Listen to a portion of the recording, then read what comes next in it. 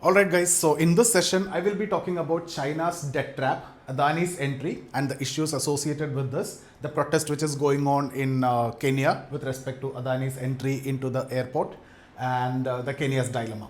So you might have observed recently that if any country comes under Chinese debt, okay, and they are facing severe problems, right, they will comes under the influence of China. And if that country comes under the influence of China, for example Kenya now have a huge debt with China, which comes around 6 billion. So they are under the huge influence of China. So once a country comes under the influence of China, the other companies of other countries cannot enter into that particular country which is in debt. In this case it's Kenya.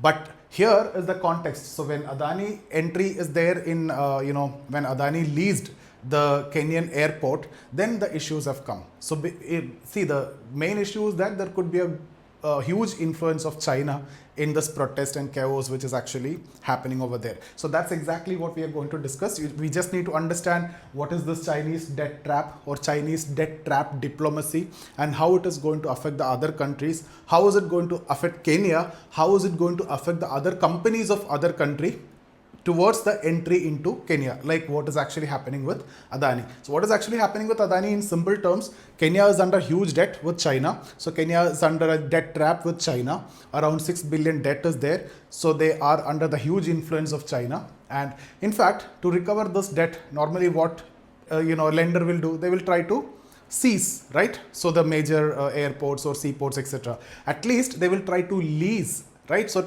China may lease the airports for another 100 years or 1000 years, like 999 years, like that, seaport, etc. And if you look at Kenya, which is strategically located, have a huge coastline, and then you can see have access to Lake Victoria, and it's a very strategically located area also. So the other countries don't want that to happen. That areas I will be discussing, but here we will be focusing on the debt trap policy or diplomacy, and then Adani's entry into this. So remember this, any country comes under the influence of China, it is very difficult for other countries, other companies to enter into that particular country. In this case, it is Kenya and Adani. So in this context only, we are discussing the Adani issue and the protest that Adani facing with respect to the lease of Kenyan airport.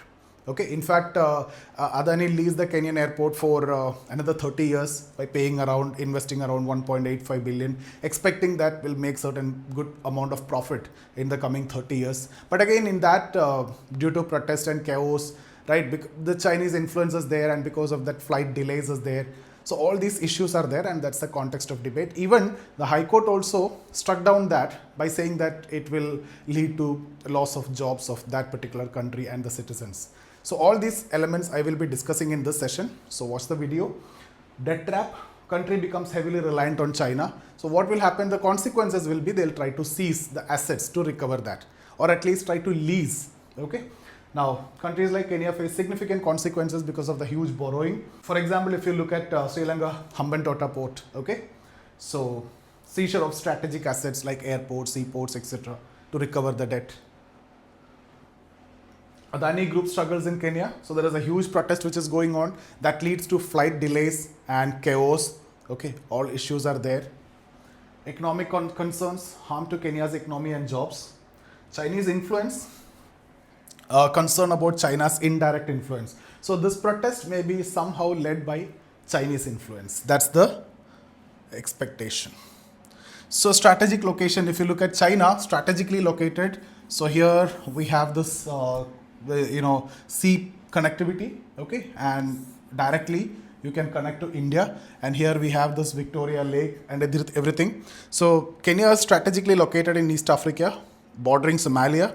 So Somalia is somewhere here and has large coastline with access to Indian Ocean trade routes. Okay, so there is a very vast coastline here directly connected with India. If you look at this, there is a connection establishment. And commercial hub. Nairobi, the capital, is a significant commercial hub in East Africa. Okay, there's an international airport, which is very significant for trade and travel. Again, natural resources, around 54 million, 5.4 crore, mainly follows Christianity, and the country enjoy fertile land and resources from Lake Victoria, which comes around this area. Okay, Lake Victoria. So this is around Somalia, and this is a vast coastline and direct access to India. So this is the China's growing influence in Kenya, around 6 billion debt to China. So 6 billion is to China, and overall, see, when you have huge debt with China, to pay back, what you will do, you will try to borrow again from IMF and other countries. Okay, so that lead to overall a national debt of 80 billion. So that's huge debt actually. China have increasingly intervened in Kenya's economic affairs. Kenya is now trapped in Chinese debt. Okay. Now Kenya's assets, if you look at, despite growing debt, Kenya have not yet leased any of its major strategic assets to China for long-term control. These assets include Mombasa port and Lumu port. This is a very important port. Okay, very strategically located port, as I've told you, connected with Indian Ocean and other.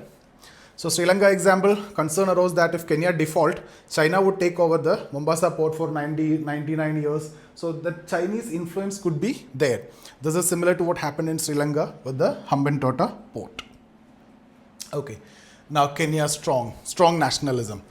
See, national pride is very strong in Kenya. For that matter, every country is there, but Kenya, it is very strong. So Kenyans take pride in their national identity, and government assures public they will not lose control of any infrastructure. And that's the reason why instead of giving to China, they have given it to Adani for lease for 30 years. And then because of Chinese influence, this protest and everything is there. Though High Court intervention is also there. Okay. Foreign control, area of foreign control over key infrastructure. That. Okay, Adani Group, that's a 1.85 billion deal for 30 years, that the Jomo Kenyatta International Airport. So for 30 years, Adani to manage airport. Potential profits, Adani believes profit will cover the investment in long term. 30 years is there, so it will be covered. Now, Kenyan High Court blocks the deal by highlighting mainly this one, job losses. The deal could lead to job losses for the citizens. And the strategic interest, the airport is critical to Kenya's strategic interest also. So mainly, this is the main reason, and strategic interest is also one of the reason. But in which context the Kenyan government decided to, lease it to Adani? Because of the growing debt and because of the growing influence. They even guaranteed the other countries like India, US, etc. that they won't lose control of their assets to China. Especially these strategic assets like the port that I have discussed, right, etc. Yeah, this one. They won't lose control. They have assured the public, at the same time the other countries also. Okay. Protest against Adani Group, that the airport workers, they are expecting there can be huge privatization that can lead to job losses. So that is one side. And then the general public concerned about losing control of national asset. That's because of the, again, national pride, which I have discussed already. Nationalist interest is also part of it. Okay. Foreign companies, suspicion about takeover of Kenyan infrastructure. Now, the Chinese role in the protest, speculation of involvement. China may indirectly involve in this protest because it was expected that the China may take control over all these assets, okay, for recovering the debt. But now this happens. Global Times in a recent articles mentioned, the publication highlighted this protest have some Chinese involvement.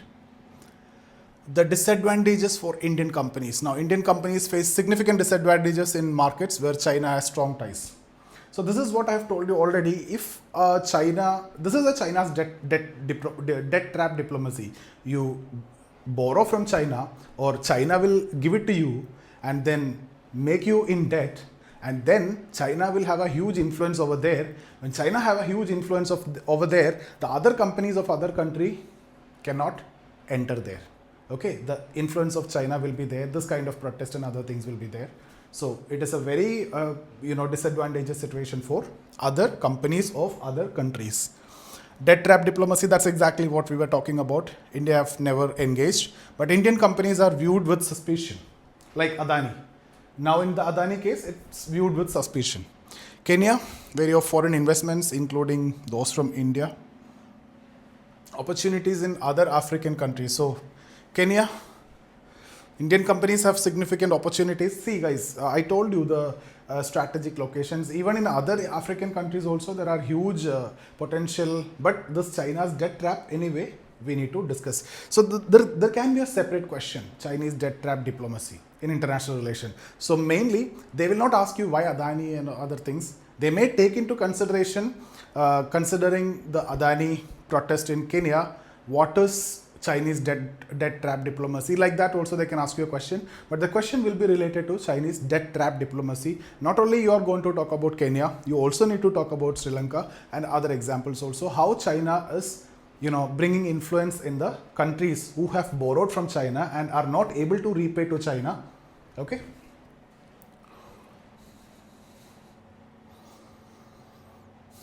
Yeah, these are the advantages of other African countries. You can lease for long terms, etc., and then you can also make profits. Complications in China situation. Sorry, Kenya situation. The situation in Kenya has become increasingly complicated with the court blocking the deal and ongoing protest now. And across Africa, however, similar scenario are emerging where Indian companies like Adani compete with Chinese companies for major projects. So when Indian companies are now competing with Chinese companies, if China have a huge influence over there, then of course who will win? Indians will be in disadvantaged position. Okay, so that's the importance of this policy of China, debt trap policy.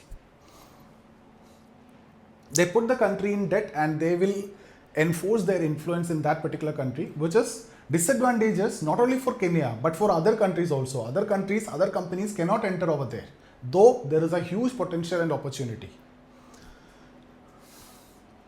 Okay, so the conclusion, geopolitics and economic interest. China and India, okay, we already discussed this. Disadvantage for India, we have already discussed this. Okay, you can even mention about Hambantota port, and then the Indian companies cannot enter. For example, Adani, you can take up the example. Other African countries also, if Chinese influence is there, this can happen, you can mention. Still room for growth, investment opportunities in Africa. You can explore the other countries. You can still look for leasing, okay, and making profit. But still, China's policy is a concern over there as well. Kenya, way of debt trap diplomacy. So guys, this is what I wanted to mention. So basically, I want to give an example of debt trap policy. What exactly debt trap policy? If you understood what exactly debt trap policy, and if a question is asked on that, how China is influencing the other countries and China is not allowing the other companies of other countries to enter into that particular country with whom, China have huge influence, is also what comes under this policy. I hope this is clear. Thank you so much for watching. See you guys.